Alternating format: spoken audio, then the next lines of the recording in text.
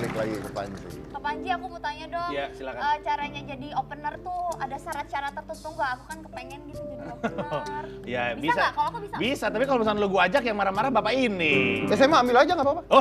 Oh jangan tuh, terkehilangan gitu. Oh iya benar. Gimana Kak, bisa? Sebenarnya ada dua sih syarat utama. Pertama, selera. Jadi dia harus, yang gua ajak itu nggak harus selalu bahas sosial politik. Tapi kalau misalkan gua anggap ini lucu dan selera gua banget, biasanya gua ajak. Makanya Maksudnya selera lu banget gimana? Tuh gue lihat cowok-cowok semua tuh. Ini cowok-cowok ini selera Kak Panji semua.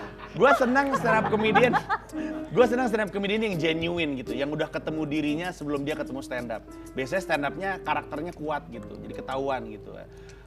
Itu sih yang paling penting. Yang kedua, dia harus solid dalam arti kata, kalau world tour kan panggungnya random ya. Kami pernah di ruang kuliah, di gedung pertunjukan yang isi 1.000 orang, pernah di gudang yang dijadiin tempat pertunjukan, pernah di taman. Jadi yang gua ajak, gua harus yakin nih orang solid gue taruh di mana aja karena kondisi panggungnya nggak jelas. Nah, itulah orang-orang paling solid dan sesuai selera gue yang gue bisa dapatkan di Indonesia. Bukan bakat, mau. Tapi Awe nggak ikut lagi kan? Emang kalau udah ikut nggak boleh ikut lagi gitu atau gimana? Atau memang? Iya kalau udah tahun ini udah terus tahun depan. Kasih kesempatan sama yang lain memang. Oh. Jadi waktu gua ngajak AW World Tour, ada beberapa yang ikut National Tour. Nah kali ini yang tadinya ikut National Tour gua angkat, gua naikin ke yang World Tour. Dan sekarang ada lagi nih kayak Indra dan Jagel dan Fajar tuh National Tour. Kelak kalau misalnya gua ada World Tour lagi nanti mereka naik ke sana gitu terus lah pokoknya. Berarti Jadi yang tahun ada lalu nggak ikutan lagi? Enggak ikutan lagi. Nggak boleh ikutan lagi? Jangan. Kasihan lah, kasihan. Iya. Apalagi Awe kan sekarang jobnya banyak, Pak. Benar. Gila, luar benar, biasa benar, dia. benar. Banyak pacar juga di sini, nggak enak kalau misalnya dibawa ke sana. Iya benar. Begitulah, Iya. kira-kira. Tapi Awe di sini juga nggak lama lagi. Mukanya sedih. Saya pertahankan, tenang saja. Tenang. Dia aja bisa masuk sini kok. Tenang, oke. KW ntar kita pertahankan di hitam putih. Kalau nggak ada KW ntar siapa yang beresin studio kan? Ayo. Ya? Benar. Kok nggak jadi kayak Kak Panji? Iya dong. Stand up juga. Iya stand up, tapi katanya memang dia pernah ngerjain Panji, makanya nggak diajak lagi. Pernah ngerjain Kak Panji? Oh iya, bukan kerjain sih sebenarnya. Jadi kan gue tuh punya kayak production house yang kerja bikin konten. Kadang-kadang bisa tap in sama kebutuhan sponsor. Nah, AW itu kreatifnya. Terus waktu kita mau world tour, kita mesti bikin konten banyak. Salah satunya datangnya dari dia, namanya Blind Eat. Blind Eat itu sebuah konten di mana gue makan sesuatu, tapi matanya ditutup. Gue mesti nebak yang gue makan apa. Dan kadang-kadang kalau ke negara-negara tertentu kan makanan agak aneh-aneh ya. Iya. Salah satunya, paling aneh nih saudara-saudara sekalian. Di Beijing, di Wang Fujing, ada street market. Makan nih gue nih. Kakinya banyak nih, kecil-kecil nih. Kepiting ya? Bukan. Gue kunyah lagi. Rasanya apa yang di tengah? Tebel nih, apa ya? Gue gak bisa nebak, pas gue buka, gue makan tarantula, Pak. Gue banting tuh makanan, tuh gara-gara Awe itu. Abis gue pernah makan, ini gara-gara Blind Eat, gue pernah makan tarantula, kadal, ulat sutra, pokoknya aneh-aneh lah semua yang gue makan. Dia ikut makan? Enggak, dia cuma ngasih ide doang, Pak, yang makan.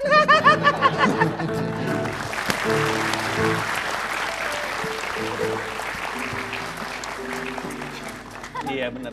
Tapi Terus masih dipertahankan dia di kreatif juga. Ya mungkin nggak panjang juga sih. oh iya. Panjang. Tapi kan pada saat ide makan tarantula, lu buang kan tarantulanya tuh? Iya, jadi karena gua nggak bisa nebak, Iya, terus lu Gua buka kira gua kan? buka, pas terus gua liat lu gua kan? buang, iya. Nah, kenapa mau lagi melakukan hal tersebut? karena kebutuhan ya konten demi konten aja Oh, konten. demi konten. Demi Artinya ide dia cemerlang dong. Iya sih. Tapi kan aku korbannya.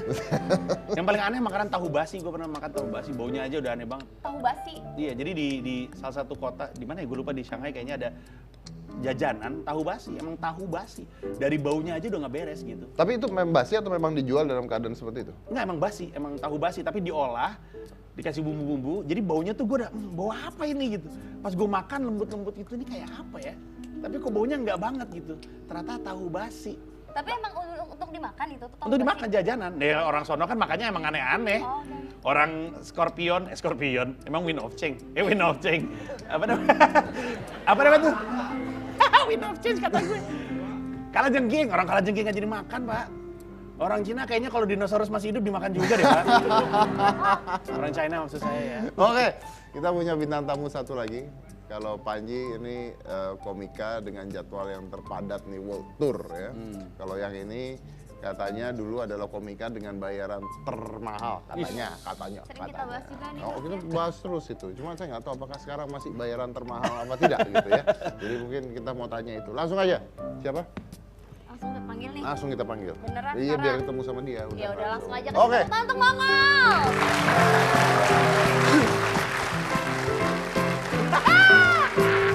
Ih, gue udah lama banget gak ketemu. Dodo Apa kabar cantik kadang-kadang? Kadang-kadang cantik. Mongol. Orang banyak duit, orang banyak Biasa. duit. Selalu normal tahun lalu. Tahu Selalu Bang? normal tahun lalu gimana sih? Punya terus sebelah sana. Bang Mongol, kok kayak perempuan sih pakai anting? Bang Mongol kenapa udelnya kelihatan sih? Mau ngasih lihat mas. Oh, Maksudnya bukan cuma Mas Dedi doang yang six pack. Oh, iya. Itu gue juga punya sekalipun mungkin cicilan. Kenapa tadi pakai anting? Iya itu, Iya namanya juga biar gue dianggap artis aja gitu. biar kelihatan artis. Emang artis pakai anting? Enggak setia kan kelihatan lah bang. Soalnya kalau semua dicopot kelihatan kayak tukang copet bang. Bang Mongol itu kan kalung emas, Nah, gelang emas. enggak rantai. Iya. Kaleng, kue kaleng. Enggak, itu emas itu. Jam tangan emas itu ya. Itu coba bisa ceritain pada saat pencopetannya gimana? Jangan dibawa-bawa dong, kan udah insaf. Jadi dibeli. Beli. Mas, Enggak, beneran, kalau yang Bang? jam ini waktu di kereta ada yang ngambil terus dijual ke gue. Lu nada dong yang Ada. Enggak, gua nanya, lu bener ini bukan copetan? Bener bang, sumpah. Ya udah gue percaya aja. Gitu. Tapi gosip bahwa Mongol tuh komika dengan bayaran termahal tuh bener nggak sih sampai sekarang tuh masih Itu iya kan tidak sih? gosipnya media. Ah, orang lu yang ngomong ke gua. Wah, ayo. Kapan? Ya, lu kan sering ngomong kayak gitu, Kamu Bang. enggak, jadi kan kalau soal termahal itu kan maksudnya waktu itu pernah ada satu acara di satu hari itu ada media yang ngikut gitu, terus dia kaget gitu, gua pakai ojek terbang ke satu lokasi dan dia ngitung, ih gila kalau dibayar segini berarti sehari lu segini ya, ya udah besoknya keluar di beritanya halaman pertama Mongol stand up komedi termahal di Indonesia. Padahal, Panji Bos. wus. masih senior lah, kakak pertama. Iya. Aduh, masa dia manggil gua kakakmu kayaknya tua begini? Nggak enak loh gue. Iya juga ya. Oke, jadi tapi kita nggak pernah tahu lah ya namanya bayaran itu kan pasti internal lah ya. Kita nggak tahu. Kita jangan ngomong bayaran lah di depan bapak ini. Iya, Nggak enak. Aduh, kita diem Dia sekali ngomong udah berapa? Bayaran mah itu masalah pribadi masing-masing lah ya. Yang pasti tukang pajak harus ingat bahwa mereka dibayar mahal ya. Aduh. NPWP gue udah ada kok tenang. Pembayar pajak.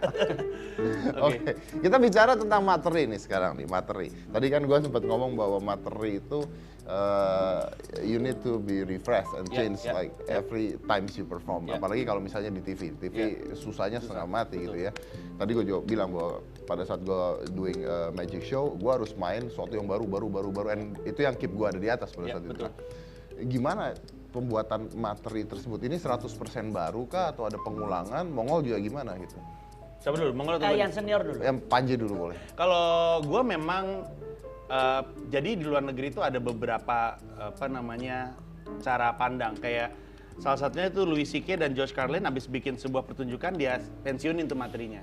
Abis itu tiap tahun dia bikin baru. Nah kurang lebih gue kayak gitu. Jadi gue pernah bikin materi tahun 2011 Bhinneka Tunggal Tawa, abis itu gue pensiunin, gue bikin lagi dan seterusnya.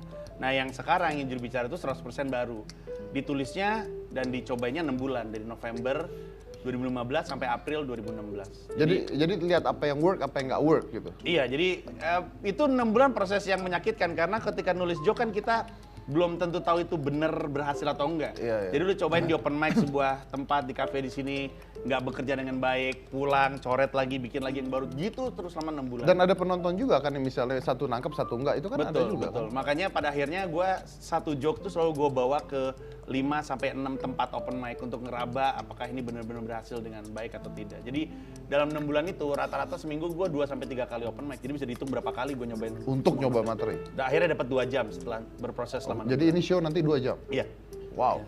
2 jam ya, tunggal ya 2 jam. 2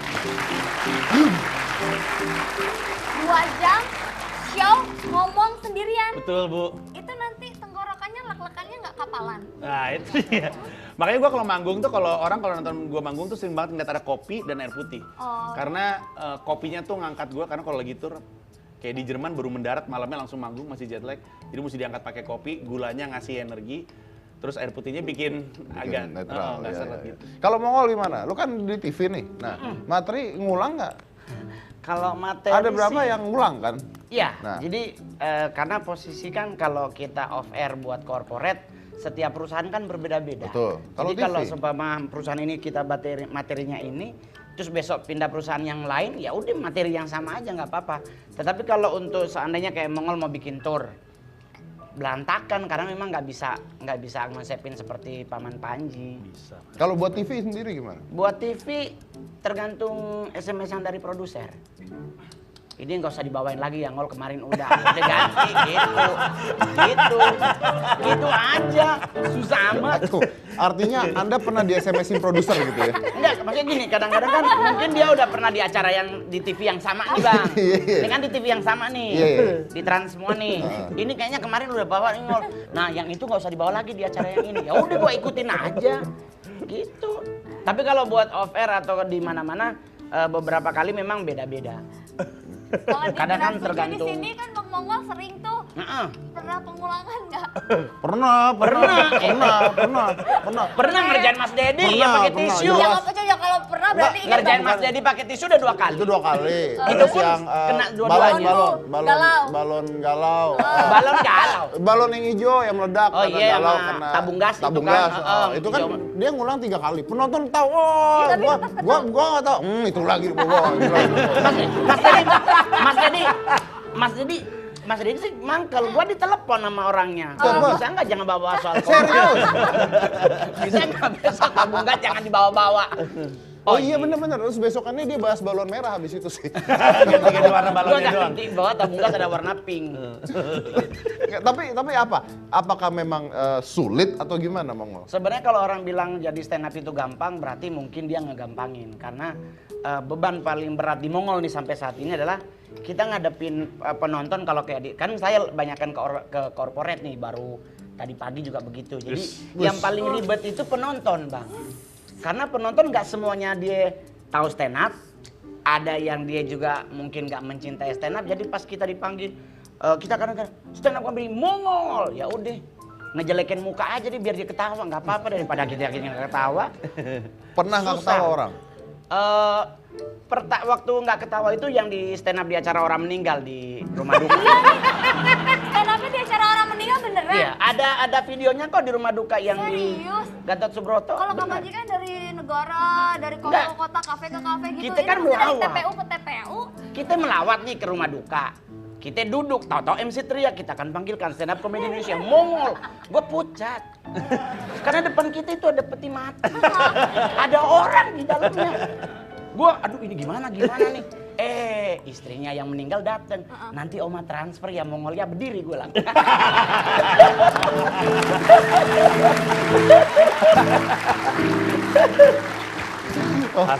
Oke. Balik ke Pak Jiji. Ya. Ini opener-opener yang lu bawa nih. Mereka kan masih punya materi-materi sendiri ya. Ya. Materi sendiri. Ini lu cek nggak? Enggak. Nggak lu Gua cek? percayakan. Kalau gue udah pilih berarti gue udah percaya sama apapun materi yang mereka ingin bawa. Tapi udah pernah lu denger? Udah, makanya gue pilih karena gue pernah nonton sebelumnya.